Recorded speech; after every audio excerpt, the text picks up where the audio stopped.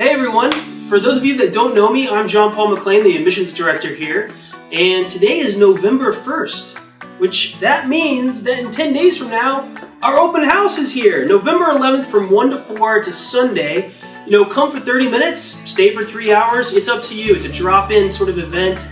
We want you to come enjoy the experience of Walden, meet some teachers, visit some classrooms, see some students. We're gonna have High Five Donuts and Blackbeard Coffee. Strider the Miniature Horse will be here. Mad Booth Photo Booth will be here. We're gonna have a taste of Walden with Chef Gabe Sauter, our head chef here at Walden. It's gonna be a lot of fun. Again, this is K through 12. So whether you're a rising kindergartner or a rising 9th grader, we want you to come and hang out at Walden to learn more about our culture and have a great time. We hope to see you there.